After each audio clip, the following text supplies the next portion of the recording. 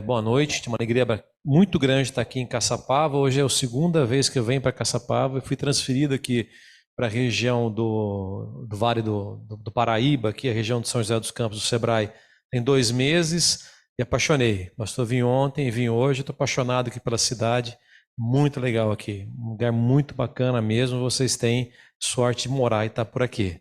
E é uma honra poder contribuir com vocês nessa noite aqui com conhecimento.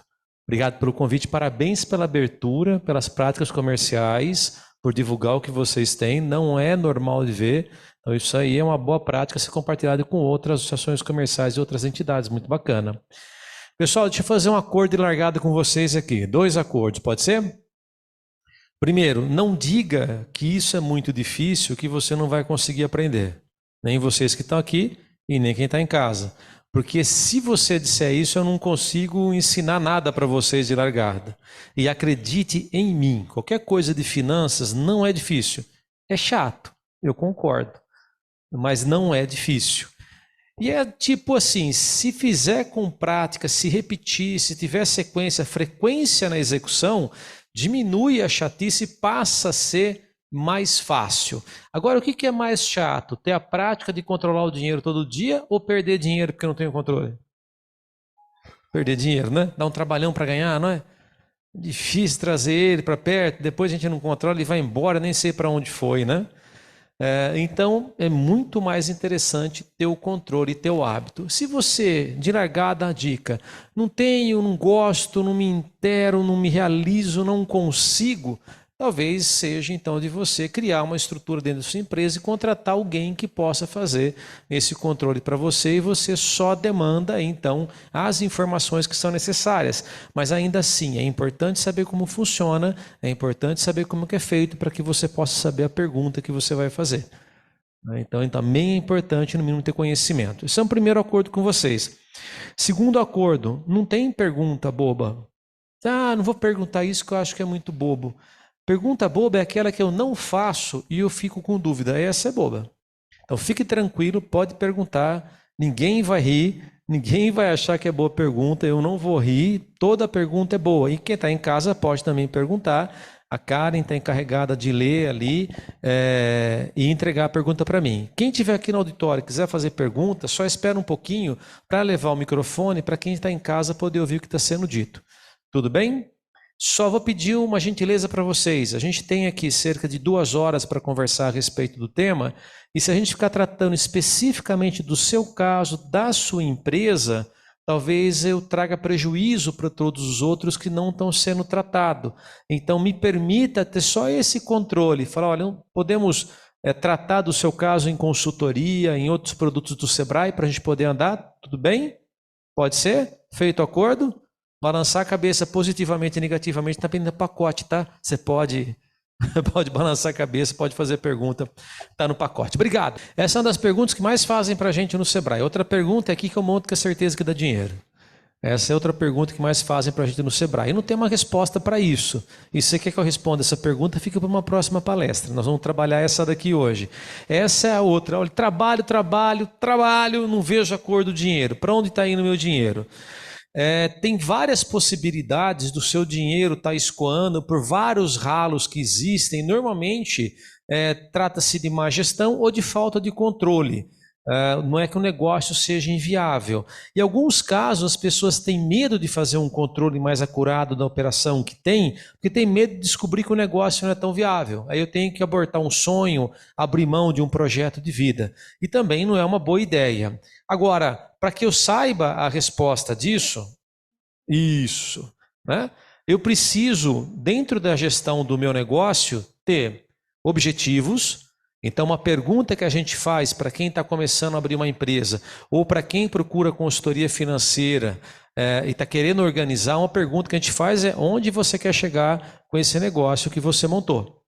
Onde você quer chegar com esse projeto que você está entrando? E isso serve para tudo na vida da gente. Vou combinar uma coisa com vocês. Eu vou deixar esse material com a Karen para que você anote ideias, insights e não fique preocupado em anotar o slide. Agora, se você tem distúrbio de déficit de atenção que nem eu tenho, precisa anotar tudo, fique à vontade, tá? É só para você não ficar correndo com o slide, de repente eu mudo. Pô, mudou, fiquei para trás. Eu deixo o material aqui, esse material fica à disposição. Dá para mandar para todo mundo, né, Karen?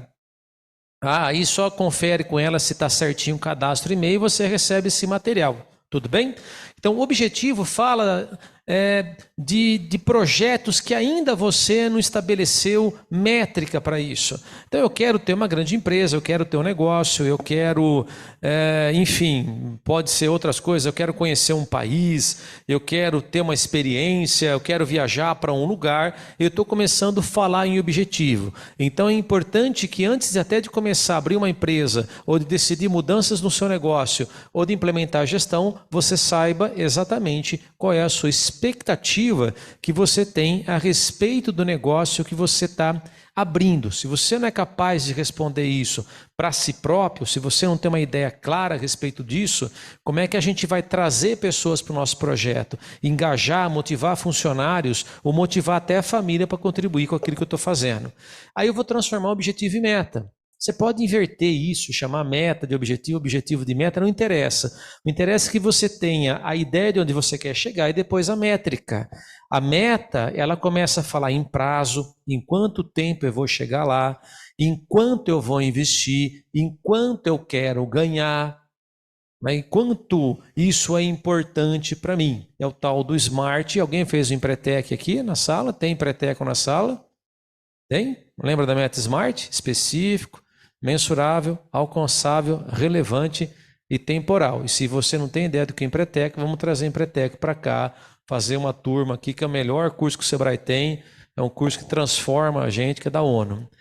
Quando eu estabeleço metas, é interessante quando a gente fala em objetivo e meta, que você pergunta para as pessoas, né? Está montando uma empresa, ou está querendo crescer a empresa, ou tem um negócio e acha que não está ganhando muito dinheiro. A gente sempre pergunta, mas quanto que você quer ganhar com isso? Qual a sua expectativa de renda? Sem falar ainda em Prolabore. Quanto você quer ganhar com essa empresa? E sempre vem a pergunta com o olho assim, olhando para o alto, né? Muito dinheiro. E um sorriso na sequência, né? Muito dinheiro. E a gente responde com uma outra pergunta. Defina muito. Defina muito. Quanto que é muito dinheiro? Mega Sena da virada, 60 milhões de reais é muito dinheiro para a gente aqui? Para mim é. Tem gente que nem balançou a cabeça, não sei o que você está fazendo, mas quer ser teu sócio, velho. 60 milhões de reais não é muito dinheiro para você. Para mim, arrumo minha vida, né? Agora, 60 milhões de reais para o Neymar, que vai ganhar 1 bilhão e 700 milhões de reais jogando um ano na Arábia Saudita, é muito dinheiro? Você sabe o que é você ganhar 1 bilhão e 700 milhões de reais? Sabe o que é? Tem uma ideia, meu amigo? É zero pra caramba, né? É você poder gastar 1 milhão por ano, 80 e poucos mil por mês. Durante quanto tempo? 1.700 anos. É muito dinheiro, né? Aí é muito dinheiro. Aí 60 milhões ficou dinheiro de pinga, né? Então, quando você fala muito dinheiro, você estabelece um objetivo, uma meta, você tem que ter clareza nisso. Eu quero tirar do meu negócio, da empresa que eu tenho, 10 mil reais por mês de Prolabore, que é o salário que a empresa vai pagar para mim. Tudo bem, agora nós vamos fazer conta para saber se a empresa pode dar isso para você e se ela não pode dar, o que a gente tem que fazer para ela dar. Mas se eu não sei isso, eu fico visitando o caixa da empresa, tirando dinheiro para pagar as contas pessoais que eu tenho, misturando pessoa física com pessoa jurídica, e esse é a pior das misturas que você pode ter. Principalmente porque na pessoa física, a gente tem a tendência de gastar o que não tem para comprar o que não precisa para fazer inveja a quem não merece. E aí fala que o cartão de crédito é um objeto do demônio, do Satanás, que está acabando com a minha vida. Não é? E a gente entra nessa ciranda e vai se arrebentando, isso na pessoa física. Eu preciso separar. Então, quais as metas que você tem e quanto que a empresa precisa ter? Veja que eu estou fazendo algumas perguntas que a resposta não vem do controle de hoje. Quanto eu preciso vender para conseguir tirar 10 mil por mês é uma outra palestra. É controle de custos, precificação. A gente pode voltar e nós podemos fazer aqui um ciclo de finanças com vocês, ou de repente pegar as empresas que estão por aqui, estão em casa assistindo, e fazer um projeto específico em fortalecimento das contas, né, das finanças da empresa. Depois que eu estabeleci isso, veja que eu tenho indicadores. Quais os indicadores que eu tenho? O que eu preciso saber, O que eu preciso performar para que eu consiga tirar 10 mil reais por mês de Prolabore? Se eu sei que eu preciso vender 160 mil reais por mês, então eu tenho um indicador de desempenho. Vendas. Vender 160 mil reais por mês. E aí a gente pode, puxa, mas 160 mil é muito grande. Fatia o boi em bife. Quanto que eu preciso vender por dia? Quanto que eu posso vender por pessoa, por funcionário? Então eu começo a criar indicadores de desempenho. Venda global, venda por dia, venda por funcionário, venda por metro quadrado, venda por setor, venda por canal de venda. Eu começo a criar indicadores de desempenho, medidas que me dão o caminho que eu vou perseguir para conseguir performar nisso. Tá? Isso, estou falando de indicadores que hoje chamam OKR, né, ou KPIs, da sigla em inglês, né? Objetivos chaves, objetivos importantes. Se para vender eu tenho venda online ou eu tenho uma loja física, para vender, sei lá, 5 mil reais por dia, eu sei que eu preciso fazer pelo menos 20 postagens no Instagram e preciso entrar em contato por telefone com 30 clientes no mínimo, porque minha taxa... Indicadores. Eu começo a desdobrar indicadores de desempenho e o caminho que eu preciso fazer para ter o resultado que eu preciso obter. Tudo bem até aqui? Tranquilo? Muito chato? Está dando medo? Sim ou não? O pessoal não balança a cabeça, não fala nada. Misericórdia. Ajuda o palestrante, gente. Uma sensação de vazio, uma depressão grande aqui. E então eu entro em controles. Se eu tenho objetivos, eu estabeleci metas, eu criei indicadores de desempenho, eu preciso criar controles. Como eu meço isso? Que ferramenta eu vou utilizar para medir se eu consegui chegar ou não? Então eu começo a pensar em quais controles têm sentido para mim.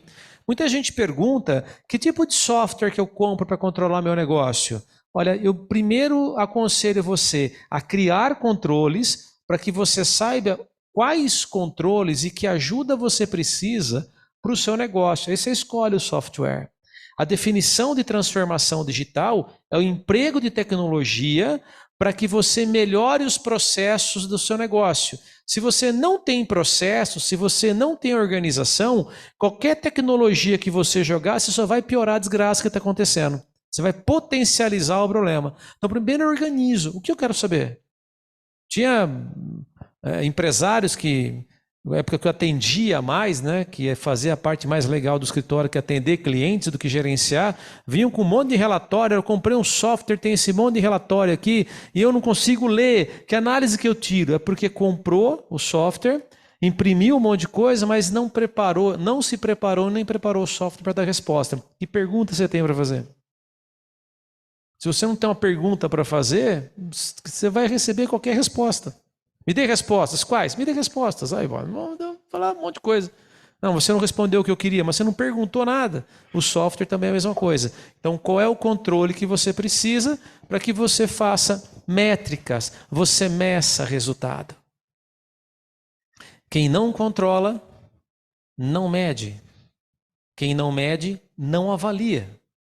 Quem não avalia, não faz gestão. Esse é o princípio básico. Controlar, medir, avaliar, tomar decisão. Esse é o ciclo básico de qualquer negócio. E aí, falando em controles especificamente, a gente tem, esse é um tipo de relatório, né, que depende muito de controle, isso é quase o final, que chama o demonstrativo de resultado do exercício. Não sei se tem alguém em casa acompanhando, que é contador ou também trabalha com finanças, não sei se tem alguém aqui que tem alguma experiência com finanças, já vou adiantar. Eu simplifiquei muito um demonstrativo de resultado. Isso aqui chega a ter, dependendo do caso, 40 linhas. Ele pode ser enorme. O nosso objetivo hoje à noite é mostrar a ideia para vocês, muito mais do que discutir como é que constrói. Então veja que na primeira linha está lá com faturamento bruto, pode vir como vendas brutas, pode vir como vendas só, cada livro que você pega, cada relatório que você pega, vem com um nome nessa primeira linha. Não quero discutir com vocês a nomenclatura correta, que em finanças tem muita religião. Então depende ser convertido, põe um nome diferente no negócio e briga teologicamente defendendo aquilo lá. Não é o nosso objetivo.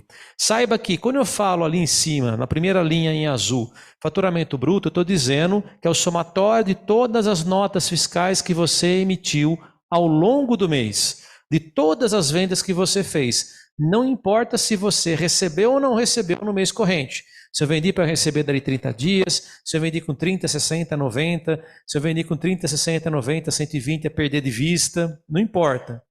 É tudo que eu vendi naquele mês. Eu gosto muito de usar como vendas brutas, que é mais fácil da gente identificar, tá? Mas pode chamar, só saiba isso. Custo da mercadoria vendida, eu imaginei que a gente fosse ter aqui principalmente comércio. Se eu tenho uma indústria, seria custo de produção. O quanto eu gastei de matéria-prima, o quanto eu gastei de insumos para produzir. Num comércio, é o quanto eu gastei para comprar, trazer, botar na minha prateleira, botar no balcão e vender. Esse é o custo da mercadoria vendida.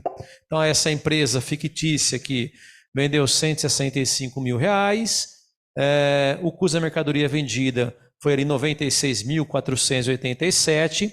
Isso é uma empresa que eu atendi, simplifiquei o demonstrativo de resultado, arredondei algumas coisas para ficar mais palatável, mas esse é um caso real um pouco maquiado, para dar lucro no fim ali, né? Para fazer um exemplo que dá prejuízo e dá tristeza de largada, né? Então dá uma arrumada ali, né? Dá uma martelada nos números, né? E aqui, propositalmente, eu fiz com que o custo da mercadoria vendida ele correspondesse perto a 60% do valor total das vendas. Eu vou dar um indicador para vocês a partir de um primeiro relatório, na primeira medida que a gente tira e que a gente precisa de controles. Para a grande maioria do varejo que a gente tem, principalmente quando eu falo em vestuário, acessório, e também quando eu falo em alimentação fora do lar, é interessante que as compras não ultrapassem 60% do valor das vendas brutas. Se isso estiver acontecendo e não tem sazonalidade, não tem nenhuma coisa fora da curva, provavelmente você está estocando demais. E aí teu capital de giro, o teu dinheiro está ficando no seu estoque. Veja, eu disse para a maioria, provavelmente, então é interessante que você avalie a sua empresa. Eu só quero chamar a sua atenção. Dados, números que eu obtive através de controle, que eu organizei numa planilha e que me dá um primeiro indicador de desempenho. Tudo bem? Imposto sobre nota fiscal, optante do imposto simples, 9,9, com alguma coisa a mais ali, 16.335, se não tem jeito, isso aqui é dado, é a regra do jogo, não adianta. Eu vou sonegar, eu vou fazer uma engenharia tributária, meu amigo. Se o seu negócio não é viável, declarando todos os impostos, você está precário. Você precisa tornar viável pagando os impostos. Absurdo, é muito imposto. Podemos discutir isso, né, na época da eleição, escolhendo em quem eu vou votar. A gente está falando em finanças. Não dá para viver na sonegação. Você está a descoberto. Hoje, todos os dados nossos, pessoa física e jurídica, estão todos expostos através de inteligência artificial. Se não te pegar ainda, você está sonegando, é uma questão de relevância ou de oportunidade, tá? Não dá mais para esconder. Meu barbeiro, eu não quero ter e-mail, eu quero receber no dinheiro, nem no Pix, porque eu não quero pagar imposto. Eu falei, amigão, você tem coisa no seu nome, tem carro no teu nome, você acabou de construir uma casa, você acha que não estão cruzando dados? Então não tem como esconder, tá? Comissões sobre venda 1%. Quanto que eu pago de comissão? Quanto que é a comissão ideal? Vamos lá, comissão ideal ela é feita através da seguinte fórmula. Não pode ser tão baixa que desmotive e não pode ser tão alta que comprometa seu desempenho. Então, cada negócio, cada atividade, cada equipe, é necessário ter controles, medidas, indicadores para que a gente estabeleça a comissão que seja interessante para o seu caso. Uma dica é, toda vez que eu crio uma despesa em que ela é um percentual fixo das vendas, não importa quanto eu vendo, sempre eu vou comer aquele mesmo valor, correto? Então eu preciso ter juízo nisso, porque eu estou partindo de 99% do que eu vendi para pagar. Se eu somar com os 9,90, já são 10,9% a menos do meu faturamento que ficou. E aqui O cartão de crédito dá 2,4%. As embalagens também, aqui não é um valor, não é 1% das vendas, ali R$ 1.600 embalagem e 50 centavos corresponde a 1%, mas no caso não é uma decisão de gastar isso. É o somatório do que gastou com embalagem, deu isso. E ali cartão, né, 2,4% que estava pagando para o cartão de crédito também é algo que é fixo, é dado, não adianta, não tem como mudar. Veja que o somatório dos custos das despesas variáveis dá ali R$120 mil, 33,85, 69,6% do valor das vendas. E aí sobra um troço aqui embaixo que chama margem de contribuição. É o quanto o negócio contribui para pagar o custo fixo.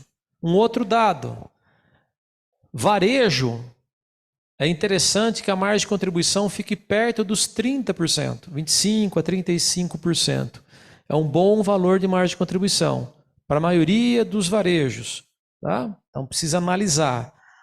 A grosso modo, nessa empresa, olha só, com os dados que eu tenho ali, para cada R$1 de custo ou despesa fixa que eu tenho que vender R$3 para pagar, arredondando para cima. Que é uma conta de ponto de equilíbrio, que não dá para ensinar para vocês aqui hoje à noite. Estou só despertando curiosidade para poder voltar, né, para vocês me chamarem de novo. Tá?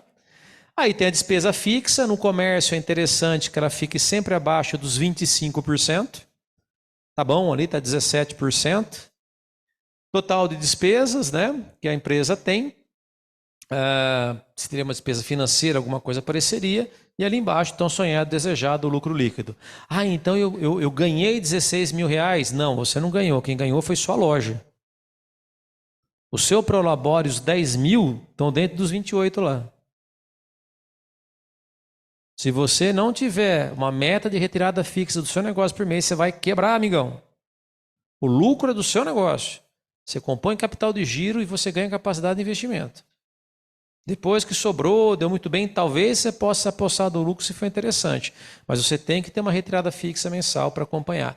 Agora veja, de onde veio todos esses números? Brotou um monte de número. Eu preciso ter informação. E a informação vem de 3 principais controles que toda empresa precisa ter. A empresa precisa ter um fluxo de caixa, a conversa dessa noite, precisa ter controle de custos e despesas e precisa ter controle de estoque. Se você tiver esses 3 controles implementados dentro da sua empresa, todos os outros controles necessários para que você alimente esses daí vão estar em pé. E aí você vai conseguir, então, tirar todas as informações necessárias. Lembra do software? Um software que te dê esses 3 controles começa a ser um software bacana. Se ele for customizado por tipo de negócio que você tem, específico para alimentação fora de lar, do lar, como o Colibri, por exemplo, ele te ajuda porque a nomenclatura já está adequada e você ganha tempo ao separar todas as linhas em que você tem que customizar seu software. Esses são fundamentais. Sabe a ideia da geometria? 3 pontos, você consegue estabelecer um plano? Você precisa de 3 apoios para equilibrar, não é? Serve também para finanças. Você precisa desses 3 apoios para você equilibrar a gestão do seu negócio. Senão, você está indo na filosofia do Zeca Pagodinho. Né? Deixa a vida me levar, a vida leva eu. A vida leva. Só que às vezes ela leva você que nem garrafa PET nem enxurrada. Né? Você não sabe para onde está indo. Fluxo de caixa, conversa dessa noite então.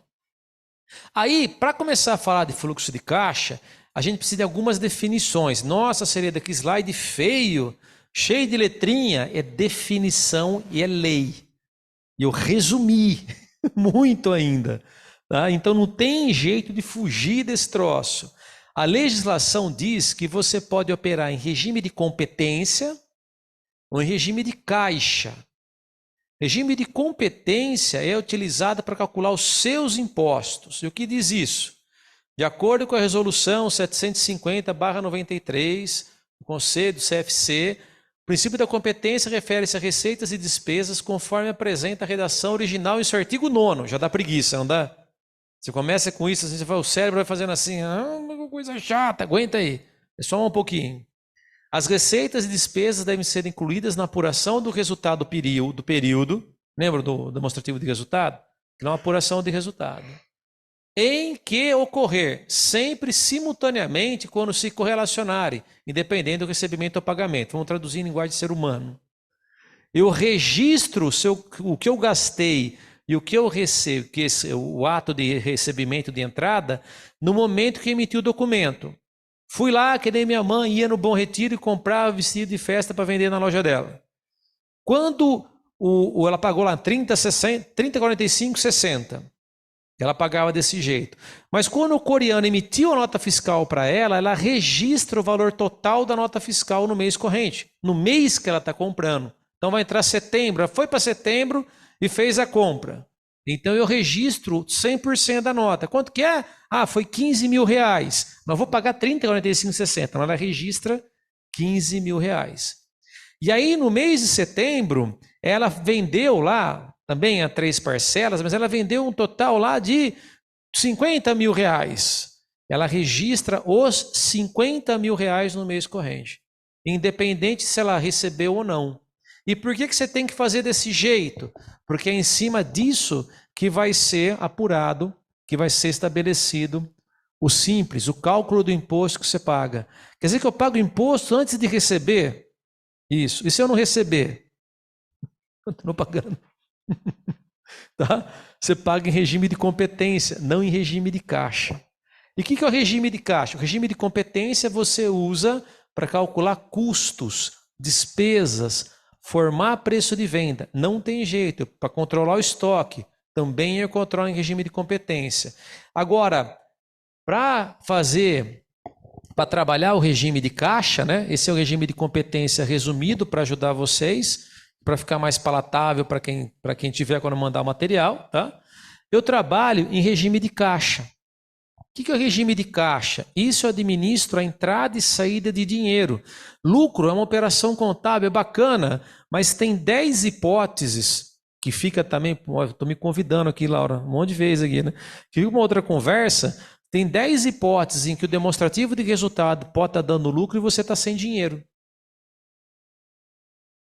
Então, o importante é que você tenha caixa na sua empresa. Dinheiro em caixa. Agora, você jamais vai ter dinheiro em caixa se a empresa não for lucrativa. Uma consequência do outro, tá? Ele adota o reconhecimento do lançamento contábil das receitas e despesas na data em que acontecer o recebimento ou pagamento da transação, determinada transação. Então, vamos pensar que minha mãe comprou 15 mil reais no Bom Retiro, e ao invés de ser 30, 45, 60, ela fez metade à vista, né? R$ 7.500 ela fez à vista e R$ 7.500 ela fez 30, 45, 60. Então ela registra no dia 3 de setembro que ela fez a compra, ela registra no controle dela uma saída de R$ 7.500.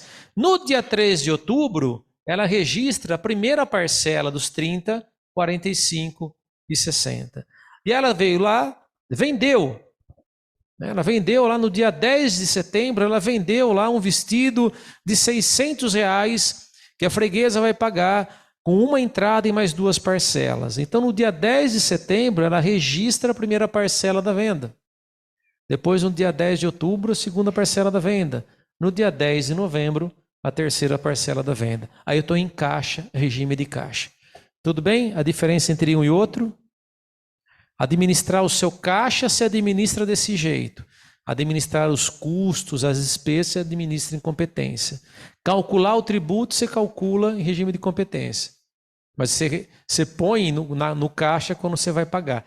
Nossa, virando uma confusão. Cara, não é difícil, só dá trabalho. Quando a gente senta e começa a fazer, as coisas ficam claras. Elas funcionam. No começo é igual começar a correr. Coisa que eu nunca comecei na vida, mas se um dia eu começar a correr, os primeiros 100 metros vai ser difícil, vai doer a panturrilha, vai dar uma tristeza, vai chegar no final, eu não quero cantar uma bela canção, eu fazia ginástica funcional no condomínio, né? Eu terminava a ginástica, eu falava, professor, eu não tinha que estar feliz? A gente não faz ginástica feliz porque eu estou com ódio. Né? Eu estou com ódio desgraçado de ter feito isso daqui, né? Então não sirvo para muita ginástica, mas enfim, com o tempo foi diminuindo o ódio. Porque eu peguei prática, né? E você começa até a prática da coisa. Eu posso não gostar, mas diminui o esforço, tá? A ideia é mostrar para vocês a ferramenta, e incentivá-los a aprofundar o conhecimento, e aí depois eu dou um monte de possibilidade de aprofundar o conhecimento. Quais são os tipos de movimentações que eu controlo com o fluxo de caixa da empresa? Clarice e a Tati falaram que, embora que era chato, elas estão ficando aí. Ou vocês estão gostando, ou deu errado o Uber, não sei. Vamos lá. Fluxo de caixa. Então eu tenho imposto, sai do caixa. Aplicação financeira. Quando eu tiro o dinheiro que está sobrando no caixa e eu ponho num LCI, num LCA, num DI, sei lá, qualquer aplicação financeira, diminuiu a quantidade de dinheiro que eu tinha na mão? Diminuiu. Mas o dinheiro está no banco, é meu, mas não está na tua mão. Está no banco. Então é uma saída de caixa. Quando eu resgato a aplicação e eu devolvo para o caixa da empresa, ele entrou, ele aumenta o caixa. Recebimento aumenta o volume de caixa? Dinheiro que eu tenho em caixa? Fala que sim. Sim. Aumenta, eu recebi, aumentou o volume de dinheiro. Vendas, se eu vendi uma parcela à vista, ele aumenta. Se eu vendi parcelado, ele só vai aumentar meu caixa quando eu receber. E se eu receber? Então, qual é o tamanho da sua inadimplência? Você vende muito no juro por Deus que eu vou te pagar? Ficha. Eu juro por Deus que eu vou te pagar. Se você vende muito no juro por Deus que eu vou te pagar, e você está vendendo isso porque você não quer pagar taxa de cartão, não quer pagar imposto, qual o tamanho da inadimplência sua? Atraso. Quanto que atrasa? E você não quer pagar 2,4 para o cartão de crédito para ter certeza que vai receber? Espetou o cartão, digitou a senha, passou, problema do cartão, do banco, da operadora, não é mais eu. Você vai receber. Você pode contar com esse dinheiro. Quanto custa a incerteza? Despesa, diminui o volume de dinheiro que eu tenho na mão? Diminui. Salário diminui? Diminui. Fornecedor diminui? Diminui. Imobilizado, comprei um balcão novo, um caixa novo, uma máquina de café nova, comprei um equipamento novo. Quando eu comprei, saiu, diminuiu. Saídas eventuais, choveu, descobri o telhado, quebrou alguma coisa, consertei, isso diminui meu caixa, né? E os sócios podem injetar dinheiro, como podem tirar dinheiro da empresa. Tá? Então são alguns dos principais movimentos que eu preciso estar atento quando eu vou desenhar o meu fluxo de caixa. E aí, gente, vamos lá, respira fundo, coragem. A gente vai botando um monte de figurinha que é para que chegar e projetar a planilha, tentar diminuir o susto. Coragem. Vamos lá, devagar, vamos fatiar o boi em bife. Vamos ver linha por linha, né? Esse é um exemplo de fluxo de caixa. Por que eu trouxe esse exemplo? Que é o que deu para editar e enfiar na tela, tá? Esse é um controle que eu desenvolvi há muito tempo, que é o básico deles, que eu entrego para quem está começando, mas que deve ter ali beirando umas 70 linhas de possibilidade de lançamento. Eu dei uma enxugada nele. Se você entrar no site do Sebrae, sebrae.com.br,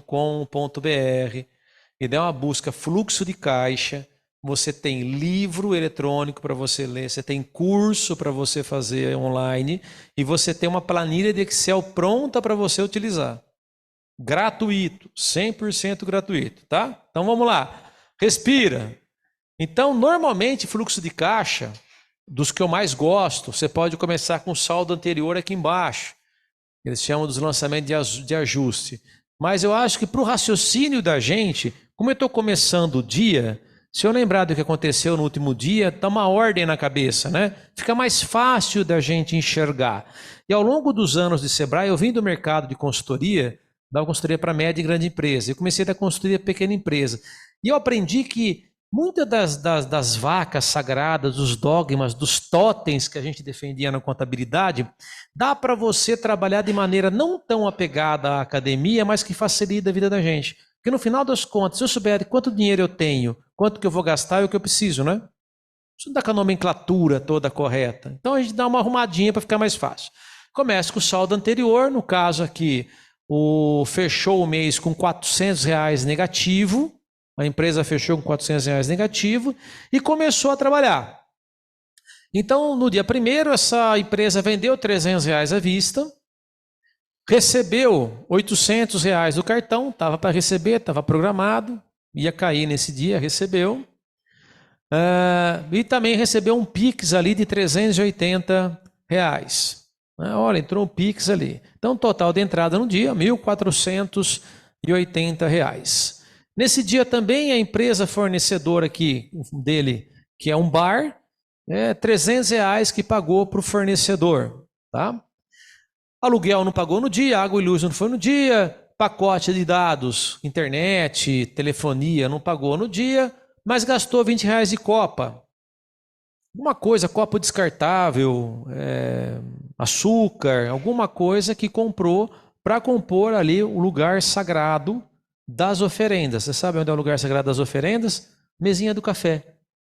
Você tem que ter um lugar onde o pessoal vem fazer uma oferenda, toma um café, fala mal do chefe. Falar mal do chefe é um dogma, é uma instituição sagrada. Inclusive, se você é chefe, lidera a equipe, você tem que preservar essa possibilidade.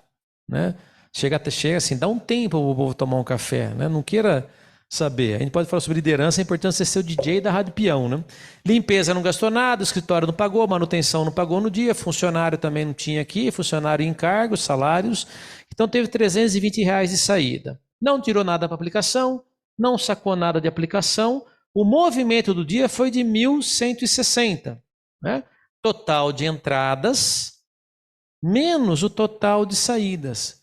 Esse foi o movimento do dia. O que aconteceu só no dia?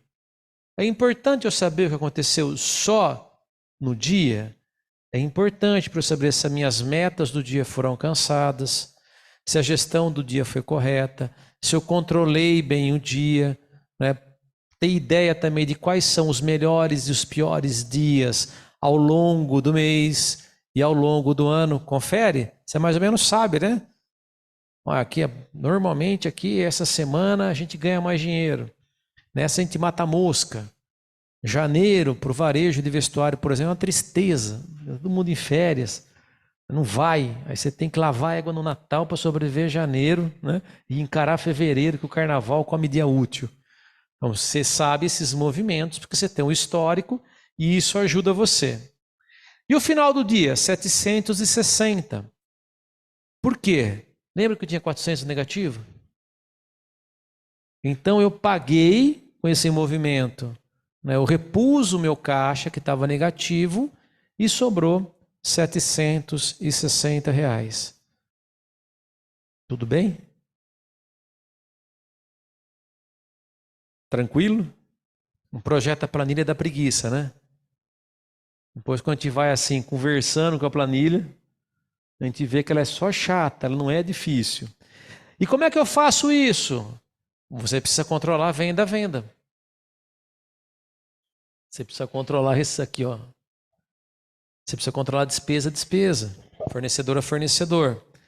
Então, para que você tenha o controle do fluxo de caixa, você tem que ter um controle anterior ao fluxo de caixa, que é o teu controle de caixa, que é onde você controla tudo que entrou e tudo que saiu da sua empresa naquele dia. Sabe por que sócio briga? Porque não combina o jogo antes. Entra na sociedade do jeito que o brasileiro gosta de fazer as coisas. Brilha o olho, dispara o coração, o intestino faz o resto. Entra em sociedade desse jeito. Onde vocês querem chegar? Qual é a expectativa dos sócios? Esse é um primeiro ponto importante a analisar. Segundo ponto, tudo que se diz respeito à empresa e ao trabalho tem que estar anotado. Eu tive sócio em empresa de vender e instalar alarme residencial. Até hoje nós somos grandes amigos. E quando a gente estava instalando alarme, a gente estava na rua, se a gente parava para tomar uma Coca-Cola, ninguém pagava Coca-Cola para ninguém. Assim, estava no controle da empresa. A gente sabia o que tinha saído. A decisão era uma decisão empresarial de parar e tomar um refrigerante. Fim de semana, estamos jogando bola. Aí é outra coisa. Aí é a pessoa física. Nós estamos trabalhando. Tudo está anotado. Se você tem dificuldade de lembrar, Vai com o caderninho no bolso e vai anotando tudo. Você não precisa ter um leitor de código de barra, você não precisa ter um leitor de QR Code, você não precisa ter RFID, que cada vez que sai uma mercadoria da sua loja já atualiza o estoque. Precisa chegar nesse ponto. Você pode e deve começar anotando as coisas no caderno. Quanto custa um caderno, gente? Delão, quinzão? Anotar as coisas, para que no final do dia você possa somar o que aconteceu e aí você lança na linha. Essa é uma planilha, ela te ajuda, ela não é um software. Há um engano muito grande em que quer transformar o Excel no software. E aí começa a rebuscar pra caramba, colocar um monte de linha ali, aí você fica assim rodando planilha para cima e para baixo, dando um Ctrl L para encontrar outras coisas lá, e aí você gasta muito mais tempo para encontrar as coisas na planilha do que para você enxergar o que precisa. Tudo bem? São tentações que as pessoas têm. Anote para que você chegue no final do dia e você entre com os valores absolutos. Outra coisa, é importante que isso aqui bata com a tua conta bancária. Quem é jovem há muito tempo, que nem eu aqui, tinha que tirar extrato no banco, né? Depois você tirava extrato na máquina eletrônica. Agora você vê o extrato onde? Em tempo real. Qualquer coisa que acontece, você vê. Minha mulher controla a minha vida, inclusive pelo aplicativo de celular, né? O que você foi comprar na farmácia? Ela pergunta, eu tenho enxaqueca, ela fica nervosa que eu compro o remédio para enxaqueca, que é um analgésico de arrebentar, né? Aí ela, vou na farmácia, você está com dor de cabeça, está passando mal? Ela controla a minha vida por ali. Aí eu venho pagando pedágio no cartão, aí ela vai me acompanhando para saber onde é que eu estou na estrada. Se demora muito entre no pedágio, o outro vai ficar nervosa, morreu. Bateu a moto na estrada, cadê ele, né? Então dá para você controlar, inclusive, a vida alheia por aplicativo, que sai o caixa da sua empresa. Tem que bater. Segundo dia, 760 de saldo anterior, ali primeira linha, vendeu R$400, vendeu 100 no Pix, R$500 de entrada, gastou 90 na Copa, gastou 20 com limpeza, 110 de saída, R$390 de saldo positivo. Se eu não usei o dinheiro que eu tinha em caixa, o meu caixa aumentou nesse dia e foi para R$1.150. E o movimento do dia foi R$300 positivo. Todo mundo acompanhou? Graças a Deus, uma pergunta. Muito obrigado. Eu estava aqui já ficando nervoso que ninguém estava perguntando nada. Pode passar para ele aqui, ó. O nosso nobre colega ali. Muito obrigado. Boa noite. Boa noite. Eu tenho uma padaria. Então, fornecedor de... Eu tenho... A lista é enorme. 200 por dia. Você totaliza isso numa linha só, ou em duas ou três, ou você põe tudo? É uma decisão de gestão sua. Eu posso colocar fornecedores de farinha, fornecedores de fermento, fornecedores de bebida, fornecedores de embalagem, fornecedores de açúcar. Eu posso criar linhas. Pela sua experiência, começando agora, eu não tenho isso. Comece com aquilo que te facilita a resposta. Porque quando eu conto, qual que é o bom controle? O bom controle é aquele que te chama a fazer novas perguntas. Então, se é melhor para mim controlar no macro no começo, fornecedor de farinha, fornecedor de embalagem, fornecedor de açúcar e de outras coisas que tem na padaria, eu ponho uma linha para todos eles e eu somo no final do dia as notas fiscais. A hora que você tiver com o domínio disso na mão, você vai querer saber o quanto você gastou com cada fornecedor de farinha. Aí você pode abrir um pouquinho a linha. Você coloca mais linhas. Aí você vai querer saber, aí você vai aumentando as linhas. Vai chegar uma hora que você vai falar, velho, isso aqui tá um inferno, é muita linha. Aí você compra o software. Aí ele te ajuda. Aí o software agrega. Isso aqui é um caminho, é um começo. A tua pergunta foi extremamente pertinente. Que chega também, eu não posso exagerar no controle, sabe? Eu não posso querer ser perfeito, porque aí eu vou ser inimigo do feito. É importante que eu tenha, ainda que eu diminua o erro no primeiro momento.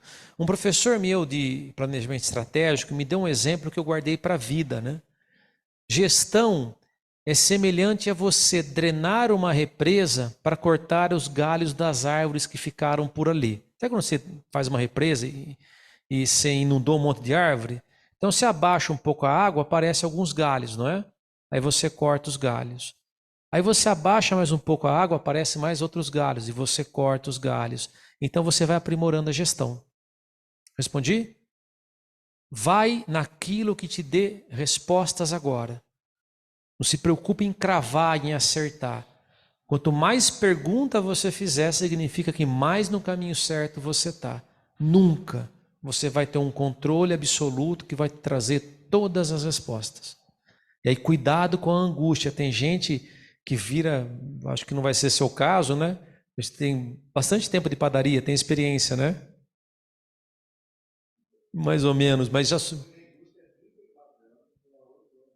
Então, mas já sobreviveu a pandemia, ventania, invasão de alienígena, a sócio, né? Quem está em casa está dizendo que ele tinha 30 e poucos anos de indústria, tem 8 anos de padaria, em casa não escuta o senhor falando, né?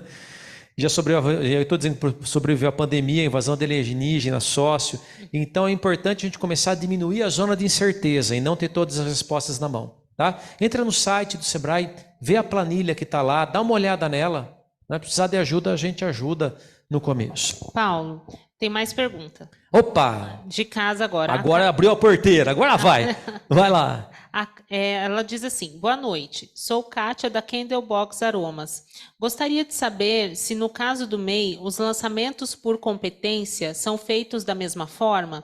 O DAS é um valor fixo? É lançado então como despesa fixa? Parabéns pela pergunta. Não, preocupe-se com o regime de caixa. Como o MEI é uma alíquota de imposto, olha, eu estou respondendo para você, na verdade está em casa. Olha lá, perdão, quem perguntou agora lembra você. Como você paga um boleto fixo por mês, não precisa se preocupar com o regime de competência, preocupe-se com o regime de caixa. Agora, para calcular se você prepara os seus aromas, as suas essências, a ideia do regime de competência te ajuda a ter um melhor controle, tá? Mas para controlar o caixa, vai só no regime de caixa, não se preocupe. O senhor precisa de um outro controle. Né? Na padaria, quem processa precisa ter ficha técnica. Quem faz o pão, quem faz bolo, quem tem restaurante. Ficha técnica é tudo que vai para fazer uma unidade ou um lote. Quem vende alimentos, normalmente o desperdício que quebra a empresa está na ausência de ficha técnica, está no chão. Quando eu vou da consultoria para padaria, dou uma olhada no chão para ver o rastro de farinha que tem no chão. Pizzaria, quanto de queijo tem acumulado para o chão? É ali que vai o dinheiro. Pré-porcionamento, pesar, tudo isso é muito importante. Mais perguntas? Mais perguntas. Essa da Karen mesmo, de curiosidade, agora te ouvindo. E o mesmo é válido para o ramo da construção, os pintores, por exemplo? O ramo da construção civil, você trabalha com orçamento. Você controla o caixa do mesmo jeito, mas na hora de você fazer seu preço de venda, você precisa ser bom de orçamento. De entender o que vai, a tua ficha técnica é a proposta de orçamento que você vai fazer. Quanto tempo eu vou demorar, quantos metros quadrados eu vou fazer, o que eu vou usar, se eu estou vendendo uma casa, a porteira fechada, né, chave no portão, a previsão do que eu vou usar. Nossa, mas isso é muito difícil. É muito difícil, não é impossível. Quem está ganhando dinheiro faz. E a dica para quem está na construção civil, cumpra o prazo, amigão, pelo amor de Deus, né? Pelo amor de Deus, né? Assim, que é uma grande angústia nossa, né? Não cumpre prazo a sessão da construção civil. Pintor? Não, pelo amor de Deus, velho. Você falou que é uma semana, foi uma semana, Jeová. Pelo amor de Jesus, pregado na cruz com um ladrão de cada lado, né? Mas não, né? Mais alguma pergunta? Não? Tranquilo? Quanto mais tempo se atrasa, mais se atrasa seu fluxo de caixa. Dia 3, já pegaram o jeitão da coisa, né? Olha lá, 1.150 de saldo positivo, vendeu duzentão ali, 100, 350, entrou 650, caiu o aluguel. R$1.500. Tristeza, estava indo bem, né? Tinha dinheiro em caixa. Graças a Deus tinha dinheiro em caixa. Duzentão de manutenção, quebrou o ar-condicionado. Não, quebrou o cano, chamou, qual é o seu nome? O Telmo, que faz serviço de encanamento, chamou o Telmo foi lá que resolveu o problema por R$200 na empresa, né? 1.700 de saída, 650, o dia foi 1.050 negativo. Eu tinha caixa, sobrou 100. Eu tinha dinheiro para pagar, porque eu sabia, pelos meus controles, que no dia 3 é o dia que vencia o aluguel, então eu fui fazendo caixa para pagar. E se eu chego lá nesse dia e eu não tenho dinheiro em caixa, eu preciso pagar aluguel? Mas eu tenho coisa para receber no cartão. E eu tenho a minha previsão, porque eu tenho os meus controles. Eu sei o que eu vou pagar daqui para frente, eu sei o que eu vou receber. Eu posso antecipar. Eu pago juros nesse momento para não ficar negativo, não ficar pagando juros muito pesado. E eu antecipo máquina de cartão, por exemplo, e eu pago aluguel. Ah, mas minha mãe falou que antecipar a máquina de cartão, descontar cheque, descontar boleto é o caminho das drogas, não tem mais volta, né? Se você não sabe por que você está fazendo. Se você sabe o que você está fazendo, no momento que está fazendo, você pode fazer. Então, eu dei muito tempo consultoria para o meu cunhado. Cunhado é bom, apesar de começar com um inhado, né? Cunhado é bom, né? Eu me dou bem com ele. Eu já deixo você perguntar. E ele tem uma clínica dentária e escola de implante. Ele nunca me ouviu. Dessa vez ele me ouviu. E ele deixou eu fazer as coisas planejadas. E a gente sabia que ele ia antecipar pagamentos por 2 anos e meio. Até o crescimento das vendas no patamar que precisava. Até ter a carteira que ele tivesse. Em 2 anos e 3 meses ele parou de antecipar. Ele fez o caminho que a gente estava propondo. Ele precisava vender financiado. Mas ele estava começando quase que ser um pardal para dar água. Ele não tinha capital de giro. E aí precisava compor o capital de giro. Trabalhou com o banco. Então, se você sabe o que você está fazendo, banco pode ser parceiro. Pode perguntar. Seu nome, por gentileza? Boa noite, Ana Luísa. Eu tenho clientes, por exemplo, que nem ali quando a gente faz o cartão. Aí ele já vende, mesmo que seja parcelado, ele já recebe em um dia útil. Ele optou em fazer isso. E tem outros clientes que recebem de um prazo maior para pagar menos juros. No caso ali, a gente está trabalhando um fluxo de caixa, certo? Se eu tenho um cliente que ele vai receber esses 800 daqui a 30 dias, ou parcelou e vai receber em 2 etapas, como que a gente faz ele enxergar que ele tem dinheiro para antecipar? Como faz esse controle? Não sei se eu estou conseguindo me expressar. Se a pessoa tiver o controle e tiver a ideia de quando tem os furos de caixa, ele sabe a utilidade de antecipar ou não. Se eu tenho capital de giro, já vou chegar em umas contas mais complicadas para frente, eu respondo isso. Por hora, deixa eu só responder por alto para não ficar sem resposta. Eu vou falar sobre ciclo operacional e ciclo financeiro. Aí a gente chega nisso, tá? Mas por hora, assim, se eu sei como é que funciona o meu ritmo de receber e de vender, comprar, estocar, tudo, eu sei esse ritmo, eu posso escolher receber mais para frente para pagar menos juros. Agora, se eu sei que isso não se ajusta, eu preciso ter essa antecipação, eu trabalho de tal maneira que esse custo financeiro de antecipar já esteja nas minhas contas, tá? Mas eu vou ter mais para frente mais elementos para ilustrar, tá? Tem uma pergunta de novo aqui. Agora ficou bom. Só eu falando da sono até em mim. Para entender melhor a planilha, ali é venda à vista, é dinheiro e débito. Que entrou no teu débito, que entrou no teu caixa agora. Tá. Débito caiu no teu caixa hoje, Pix entrou no teu caixa, dinheiro é o que entrou no teu caixa hoje. É que ali você tem uma linha de Pix. Isso, eu estou separando o Pix porque é interessante eu separar, boa pergunta, eu esqueci de falar, é interessante você separar a linha para você ter administração. Quanto que os meus clientes preferem pagar em Pix? Quanto que eles são eletrônicos? Quanto que vale a pena eu investir em ter facilitação para receber de meio eletrônico de pagamento? Então a informação não é só financeira, mas o fluxo de caixa dá uma informação de comportamento do meu cliente também. Quando eu discrimino. Então, eu coloquei aquela linha para poder falar isso e esqueci. Ainda bem que você perguntou. Às vezes vale a pena você dar uma discriminada nas linhas, na maneira como você recebe, para poder analisar o comportamento do seu cliente. Como que ele prefere te pagar. Hoje é plástico, né? Dinheiro de plástico. Dificilmente alguém vem com dinheiro, né? Mas tudo débito à vista e vai, né? Ele está rindo ali que ele está lembrando do povo. Pera só um pouquinho. E o cartão é o crédito? O cartão é o crédito. O cartão é o crédito. É o que eu vou receber, eu passei, o cara pagou no crédito e eu vou receber quando depositar na minha conta. Mas assim, o de crédito não está à disposição, no caso. Ele Não, tá, isso é o que entrou, não o que ele vendeu. É o ele que vendeu. entrou no dia. É o que ele entrou no dia. Tá, isso. É o que Tá entrou bom. naquele dia. Está programado para receber, entrou naquele dia. Está programado para entrar, então. Não Isso. não passou o cartão naquele dia. É 30 dias Isso. antes. Às vezes tem 3 ou 4 bandeiras, tem dias diferentes de recebimento. Eu botei ali para mostrar que às vezes você trabalha com várias bandeiras, você co-brand e outras coisas. Então você tem dias em que vão entrar dinheiro no teu caixa de venda. Isso é o que entrou. Isso. Aqui é sempre importante você ter uma planilha dessa que você controla o que está acontecendo no dia e uma igual a essa em que você lança o que vai acontecer para frente. A gente chama de fluxo de caixa projetado. Não dá para fazer os dois aqui. Tá? Eu estou pegando dias em que aconteceram.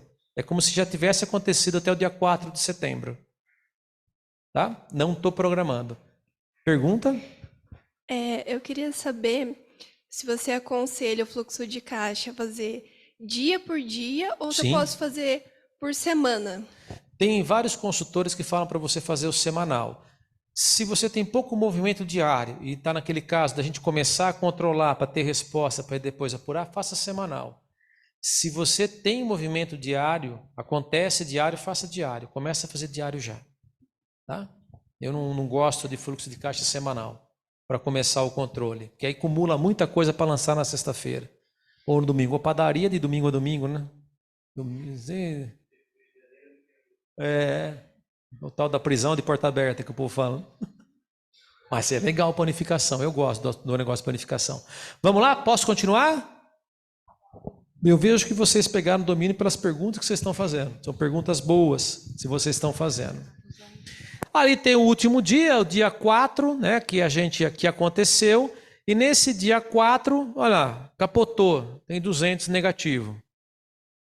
Que é o que eu falei, de eu saber, de eu ter o plano do que está acontecendo, ou de medir o que está acontecendo no dia, e aí eu posso olhar para frente para saber se eu tomo uma operação para equilibrar o caixa no final do dia, ou se no dia seguinte, pelo que eu tenho de planejamento no projetado, vou ter R$2.000 de saldo positivo no dia seguinte. Então vou dormir bem, tranquilo, que eu sei que é só aquele dia que ficou esquisitinho. No próximo dia recupera. Mas se eu não tenho controle, não sei o que vai acontecer para frente, posso perder o sono à noite. Eu não sei o que vai acontecer. Por isso que é importante você ter o controle do realizado e ter o outro controle de você lança o que vai acontecer para frente, que é o fluxo de caixa projetado, que é um espelho desse. Tá? Lembrando que Excel não é sistema, Excel não é automatizado, Excel vai somar o que você escrever nele.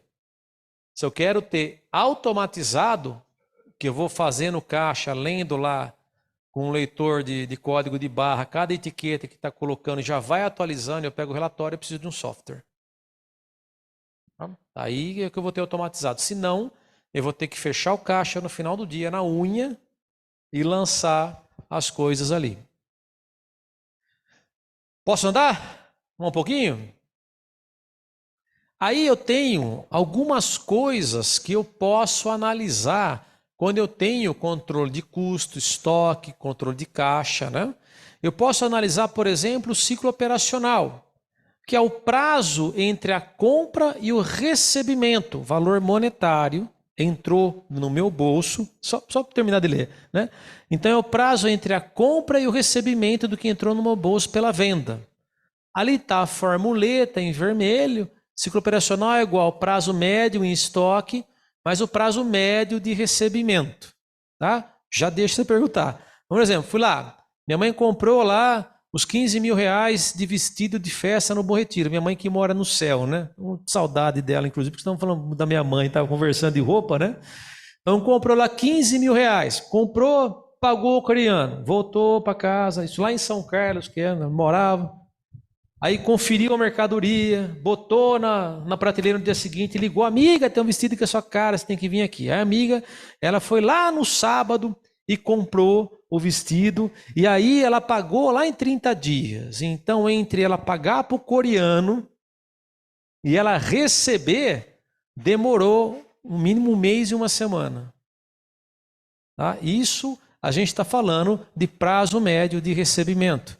E o prazo médio de estoque que ficou ali desse vestido, precisaria ver para a loja toda, foi uma semana que ficou parado. Então, o que eu preciso quando eu estou trabalhando no meu negócio é entender do momento em que eu comprei até o momento em que eu acabei de receber, quanto tempo isso demora? Isso tem fórmulas, tá ali, dá para calcular, mas eu preciso ter controle de estoque, eu preciso ter controle de caixa. É aí que você tem uma ideia de quanto de capital de giro você vai precisar ter na mão e de quanto que você vai precisar antecipar. Lembra do exemplo do meu cunhado? Por que a gente sabia que era 2 anos e meio? Porque a gente sabia quais eram os custos da estrutura que ele estava montando, quanto era o custo médio de cada tratamento de implante que ele ia fazer, e que ele tinha que vender isso em até 18 parcelas para caber no bolso das pessoas. Mas ele não tinha dinheiro para financiar a estrutura dele. Então ele precisava vender para antecipar, para pagar. A gente sabia do ciclo operacional dele. E que conforme fosse crescendo o faturamento, ia equilibrar o fluxo de caixa. Entraria por mês o suficiente para bancar a estrutura dele. Isso é uma conta de fluxo de caixa. Já foi? Então tá bom. Ciclo financeiro, prazo entre pagar e receber. Isso é só ali pensando no dinheiro. A disponibilidade financeira é o quanto eu tenho no caixa, mais quanto eu tenho no banco. E o que eu tenho aplicado? Você sacou da aplicação? Então ainda não há disponibilidade financeira. Porque pode ser que você fez uma aplicação em que você prometeu que ia deixar o dinheiro 6 meses dormindo. E se você antecipar, você perde a rentabilidade. Então é só o que tem na mão. Se não está na tua mão ainda, né, você precisa resgatar. Giro de caixa, o número de vezes em que o caixa gira no ano. 360 mais o ciclo financeiro. 360 dias mais o ciclo financeiro dá o giro de caixa. Tem algumas fórmulas que se você não conseguir calcular não tem problema. Mas que se você tiver a ideia do que você está calculando, que você precisa, você consegue ter a medida do quanto de dinheiro e do quanto de capital de giro você precisa ter em mãos, né? Reserva de caixa para capital de giro é melhor administrada através do fluxo de caixa. Decisões que as pessoas erram e que arrebenta o teu negócio. Eu tenho dinheiro em caixa, mas eu não tenho o fluxo de caixa, eu não sei o que vai acontecer. E eu tenho essa grana, aí eu vou e eu compro o meu ponto de venda. Eu quero parar de pagar aluguel. Ah, mas não é uma boa ideia, eu me livrei de um custo fixo. Não sei. Quanto que o dinheiro estava rendendo no banco? Às vezes o que você pagava de aluguel correspondia a 0,5% do valor do imóvel. E você estava ganhando 0,9% no banco. Você deixou de ganhar 0,9% para economizar meio. Bobagem. Não valeu a pena. A gente vive num país que é meio incerto. Até o passado é incerto, né? Quiçá o futuro, né? E se eu não tenho dinheiro para encarar as flutuações que a gente tem, eu peguei todo o dinheiro que eu tinha aplicado, caixa, liquidez que eu tinha, e eu imobilizei. Eu gastei, fui viajar, sei lá, balançou a economia. Eu preciso de dinheiro, eu vou fazer o quê? Emprestar dinheiro de capital de giro. É o dinheiro mais caro que tem. Ah, mas eu preciso reformar, eu preciso comprar uma máquina, quero comprar uma maceira nova para colocar na minha padaria. Eu tenho dinheiro no banco para comprar, não quero usar o dinheiro do banco. Usa o dinheiro do banco. Deixa a liquidez parada. Faz um projeto. Você vai pagar em 60 parcelas, taxa de juros pouco menos de 1% ao mês. E você deixa o dinheiro do capital de giro preservado. Se balança a economia, você tem de onde tirar recursos para financiar. Gestão de fluxo de caixa. Olha, eu estou vendendo, estou tendo lucro, demonstrativo de resultado está dando lucro. Cadê o dinheiro? Vou dar uma olhada no tamanho do estoque. Quanto que o seu estoque cresceu nos últimos anos, nos últimos meses? Aí eu tinha 100 mil estocado em janeiro, agora cheguei em julho, em agosto, que está acabando, setembro, eu tenho 160 mil. Comprou errado. O teu dinheiro está no estoque lá. Uma vez eu vi uma empresa que tinha 300 mil reais de estoque e tinha 110 mil reais de dívida no banco. Então, vamos queimar o estoque. Não, eu ainda vou vender isso. Confecção. Passou a moda, que você trabalha meio fora de moda, que é cultura, mas vendia modinha, camiseta, malha, vestidinho. Você passou a moda, um abraço. Nem bazar da pichincha, que é o que você tem lá. Quando eu posso queimar o estoque, né? São decisões que eu tenho de fluxo de caixa. Alguns exemplos aqui, né? Então, olha, giro de caixa, quantas vezes o caixa movimentou, né? Quanto mais gira, significa que mais ágil é a sua empresa em vender e receber. Tem negócios que não tem como ser ágil mesmo. Se o meu negócio está construção de petroleiro, entre eu começar a construir o petroleiro e receber, não tem como girar muitas vezes, tá? Estou exagerando aqui no exemplo. Eu tenho um prazo médio de estocagem dessa empresa aqui fictícia, 65 dias. É o tempo médio em que as coisas ficam ali, dormindo no estoque. É legal você ter o prazo médio. Uma vez eu cheguei numa empresa que vendia material de construção, equipamento, tinha um motor, cara, enorme, né? No meio lá do estoque, aquele estoque enorme e a empresa sem dinheiro no caixa, né? Perguntei, quantos anos esse motor está aqui parado? Era claro, porque era um motor enorme. Então era ineficiente, né? Os rolamentos dele, né? Ah, cara, tem uns 15 anos aqui. Ah, vamos comprar um bolo, comemorar uma festa de aniversário, né? Pro motor parado aqui. O que você está fazendo isso aqui? E quantas coisas estão paradas um tempão? Autopeça, cara brigando porque queria que o Sebrae emprestasse dinheiro para ele. O Sebrae não empresta dinheiro, né? Quantas correias ele tinha? Correia de alternador de Gol. Tinha, cara, uma quantidade enorme. Perguntei, quanto tempo você demora para vender isso?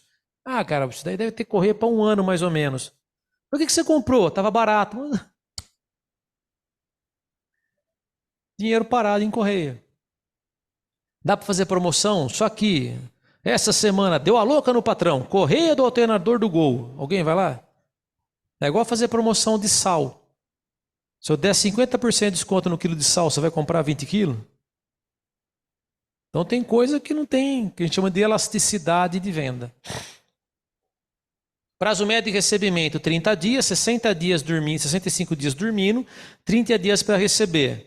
E eu paguei em 35 dias. Então eu tenho um ciclo financeiro de 60 dias.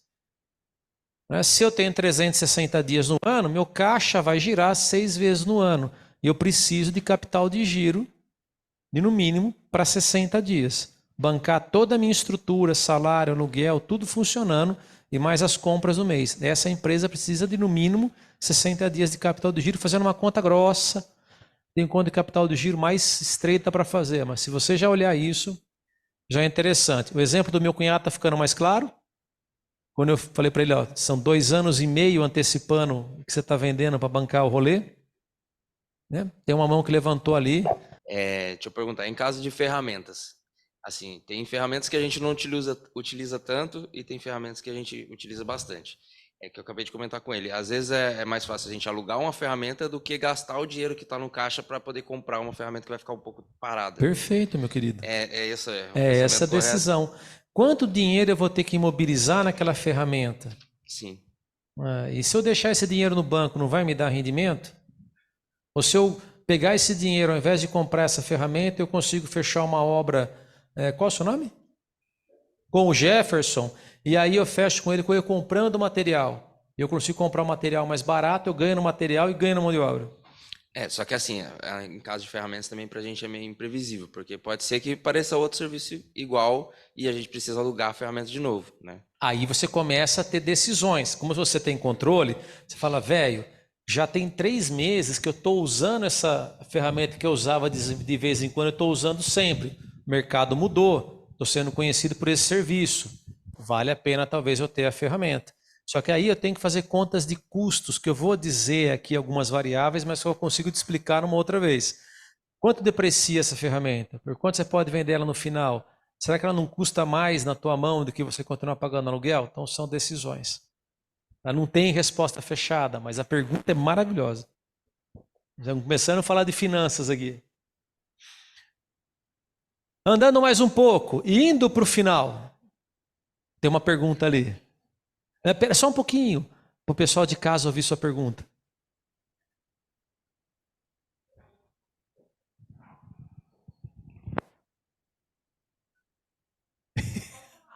Não, mas é que o pessoal em casa não pega. Eu levo meu microfone para você. Ó, pronto. É uma pergunta básica, mas eu não entendi o conceito. No slide anterior, quando fala assim, ó, 360, né, que a gente fez aquela conta ali, dividido por 60, que é o ciclo financeiro, ok. O que significa 6 giros do caixa por ano? Ele está funcionando? Significa que o meu caixa, ele vai girar completo, vai entrar todo o dinheiro que eu gastei e entrar todo o dinheiro que eu tenho para receber 6 vezes no ano. Ele vai se renovar 6 vezes no ano. Ele gira completo. E essa ideia desse girar completo no ano é porque eu tenho 60 dias de ciclo. Deixa eu ir lá para explicar, que eu estou explicando, ninguém está vendo nada em casa. É que eu não estou acostumado a fazer esses trem ao vivo aqui. Aí... Oi, voltei, pessoal de casa. Estava ouvindo uma voz do além, né? Então eu faço essa conta e aí eu tenho que ter capital de giro para 60 dias, No é mínimo, isso? no mínimo. Entendi. Tá? Mas veja, não precisa aplicar essa fórmula. Eu estou botando aqui aonde isso pode chegar. Você não tem que sair daqui fazendo isso. Se você fizer aquela planilha bem feita, ao olhar o rodapé da planilha, você vai perceber isso sem fazer conta. Isso aparece. Isso, mas aparece. Quando você faz o fluxo de caixa e você põe todas as projeções futuras no projetado, já vai aparecer os buracos de caixa. Você já vai saber. Assim, é natural. Agora, essas contas, quando a gente dá palestra, a gente tem que minimamente apresentar a contabilidade oficial, né? Que às vezes tem algum contador, algum profissional de finanças e critica a gente na ouvidoria. Foi o cabeção lá e não explicou as coisas, né? Tá? Mas é essa linha. Se eu fizer ali, olhar o rodapé, eu já... esse mais ou menos bem próximo. Agora, gente, cuidado com essa história de média. A gente usa muita média em gestão, mas média é algo sempre perigoso, tá? Então, olha, prazo médio. Você precisa tomar cuidado para ver se a média espelha a realidade. O nome do senhor que é dono de padaria? Guido. Então, eu e o Guido vamos comer 2 frangos.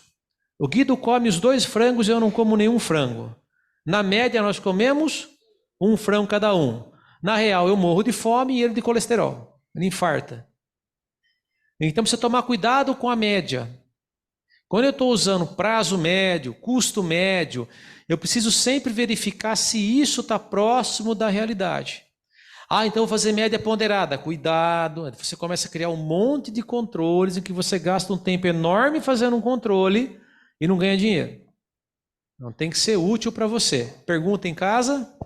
Olha o pessoal perguntando bastante. Temos pergunta em casa. A Adeliane, ela diz: boa noite, tenho uma loja de moda infantil, onde temos uma grande variedade de peças e tamanhos. Com isso, sempre temos um estoque de coleção que sobra, ou seja, o estoque nunca zera. Como saber se o estoque que está sobrando é adequado para o meu negócio? Então, essa é uma resposta para cada negócio. Precisaria analisar as finanças, ver como é que está a rentabilidade, a lucratividade, como é que está a sobra de caixa, para responder se está adequado ou não. Então a resposta tem controles que a gente precisa fazer para apurar resultados, medidas, e aí a gente avalia. Eu não posso dar uma resposta assim, de largada. Agora, se você pretende entrar em queima de estoque, aconselho a conversar com consultoria de marketing, usar aquilo que a gente tem em parceria com a associação comercial, os nossos conteúdos de marketing, para saber como fazer isso, senão você pode se queimar. Eu estou respondendo para você, ela está ali, toda hora, né? Oi, agora eu vou olhar para o lado certo. Você precisa, porque senão você fica fazendo muita promoção em fim de estação e a tua clientela vai se sentir ofendida ou vai viciar. Fala, não vou comprar agora porque no final ela vai queimar estoque, eu vou comprar barato. Então tem que ter juízo com relação ao marketing. Mas não tem uma resposta pronta, precisa, mais ou menos que nem médico, né? Tá doendo a cabeça, cara, pode ser enxaqueca, pode ser visão, pode ser a oclusão do dente, pode ser que está dormindo errado, pode ser tumor na cabeça, pode ser um monte de coisa. Nós temos que fazer um exame melhor para indicar um tratamento melhor, tá? Então não tem resposta, tem um caminho. Ela não gostou, a Karen ficou brava comigo. Você fugiu da resposta, não é verdade. Vamos lá, dicas de ouro. Aqui sempre tem essas dicas de ouro, né? Então, dicas de ouro para você botar embaixo do travesseiro, colar no espelho. Embaixo do travesseiro não, cola no espelho. Todo dia que você vai escovar o dente, você olha para elas, né? E lembra, seja eficiente nos recebimentos. Então, estou controlando, descobri que eu preciso melhorar meu fluxo de caixa. Seja eficiente na forma de receber. Lembra quando eu falei? Eu estou vendendo no juro por Deus que eu pago, mas todo mundo atrasa. Está atrasando, está comprometendo o seu fluxo de caixa. Então, não é melhor eu vender no cartão, que eu me torno mais eficiente no recebimento? Administre bem suas compras e seus estoques. As empresas de varejo morrem nas compras. Tem uma dica no manual, não é no manual, saiu um almanaque histórico do comércio de São Paulo. Foi em 97 que saiu isso, eu tenho guardado em casa. Minha esposa fica brava que eu guardo as coisas, eu gosto de história. Tem um monte de coisa velha, não é velho, é antigo. Sim, tem história. E na abertura desse almanaque tem uma frase de Consulato Laganá, que foi um vendedor de calçados conhecido ali no centrão de São Paulo. A frase dele é: no comércio não tem segredo, compre bem para vender bem. A alma do comércio é isso. Eu preciso saber muito bem como eu compro, conhecendo meus clientes, para que eu evite volume de estoque ou tenha somente o estoque necessário. Se eu vendo ovo de Páscoa, eu vou ter que ter estoque. Eu tenho que comprar muito para depois vender. Agora, outros negócios, é melhor eu trabalhar com ciclo rápido, compra e venda rápida, do que eu trabalhar com um elevado nível de estoque. Foco nos prazos de pagamento e recebimentos. Administrar bem sua carteira de clientes, administrar bem como você faz suas vendas. Inclusive, quando que você vai fazer promoção com maior volume de parcelas e quando que você vai fazer promoção incentivando compra à vista. Se eu sei que o meu caixa vai estourar no final do mês, eu posso começar uma promoção de um bom desconto à vista para evitar o buraco de estoque do caixa, ou fazer uma queima de estoque, me livrando daquilo que está micado e pondo dinheiro para cobrir o buraco no final do mês. Cuide da liquidez. Liquidez tem que ser um cálice sagrado no teu negócio. Principalmente no Brasil, onde flutua muito a economia. Desde garoto que eu escuto falar que isso aqui está em crise. Então tem muita crise. Tem muitas vezes que seca a lagoa. Eu preciso ter dinheiro em caixa para sobreviver a esses períodos. Nós estamos sobrevivendo até hoje, inclusive crescendo economicamente. Então eu preciso ter caixa para atravessar essas tempestades. Isso é liquidez. Cuide dela. Eu posso criar patrimônio e mobilizar dinheiro? Pode, não vai para o inferno quem faz isso. Mas eu só preciso saber qual é a medida que eu faço sem que eu abra mão da liquidez. Isso serve para a pessoa física, para administrar conta pessoa física. Às vezes não vale tanto a pena sair comprando imóveis, mas vale a pena ter colchão de dinheiro, aproveitar juros e aproveitar a oportunidade. Mas é outra palestra. O banco pode ser o seu parceiro. E banco é o seguinte, galera, só um minutinho, banco, ele não é uma entidade de assistência social. O banco vende dinheiro. Quando você vende alguma coisa, você não quer ter certeza que vai receber? Ou pouca dúvida no mínimo? Banco é a mesma coisa. Se eu vou no banco, tudo arrebentado, não sei porque que eu estou devendo, buraco num monte de lugar, e chego para o gerente, me ajuda aí, e nem se ele quiser te ajudar, ele consegue. O sistema não deixa. Então eu preciso demonstrar capacidade de pagamento, parceria, relacionamento. Senão não tem banco. Ou se emprestar, empresta dinheiro caro pra caramba, que quanto mais caro os juros, maior é o risco que está ocorrendo. Um monte de mão levantou, já nem lembro quem levantou a mão. Você falou da liquidez, né? Nós trabalhamos com consórcio.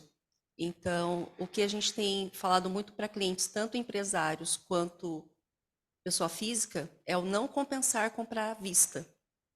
Né? Então, ele adquire as parcelas e na contemplação ele pode até se descapitalizar de uma parte, mas ele não perde aquele montante que ele tem. Consórcio é uma das possibilidades de poupança forçada. Sim. Que tem sentido de ser em planejamento de longo prazo. Pode ser analisado desde que eu entenda por que eu estou entrando por aí, né? Então é uma possibilidade. Análise de longo, mas tem médio e curto prazo. Tem. Então, Planejamento. Se você está assistindo a gente, se você vê aqui, não é associado à associação comercial, tenha paciência, né? O que você está fazendo que não associou ainda, né? Então vamos lá. E por último, procure sempre a ajuda do especialista. Você não é obrigado a saber, a dominar todos os assuntos, você tem que ser muito bom no negócio que você faz, no mercado que você administra. Para isso existe gente que pode te ajudar e pode te apoiar. O Sebrae é um deles, vou vender meu peixe aqui, o Sebrae é um deles. Como é que eu acesso o Sebrae? Parceria com a associação comercial. Nós estamos aqui, procure a gente por aqui. Você liga 0800 570 0800 570 0800, tem um atendimento remoto. E se você quiser, você pode acessar sebraesp.com.br, tem mais de 900 títulos de portfólio de curso para você fazer. Tudo muito bacana, você pode ter achado que isso é legal, que isso é interessante, agora o caminho só existe quando você passa. Só vai funcionar se você fizer. E essa frase é do Samuel Rosa do Skank, não é minha. A música dele, eu acho bem legal. E aí, tá ali meu LinkedIn, né? Se você quiser entrar em contato comigo, o outro ali embaixo é o Instagram, pagou o ícone, o outro QR Code ali do Instagram. Estou à disposição de vocês. Obrigado pela atenção de vocês. Obrigado pelo tempo. Obrigado por deixar eu dar palestra. Muito bacana com vocês aqui.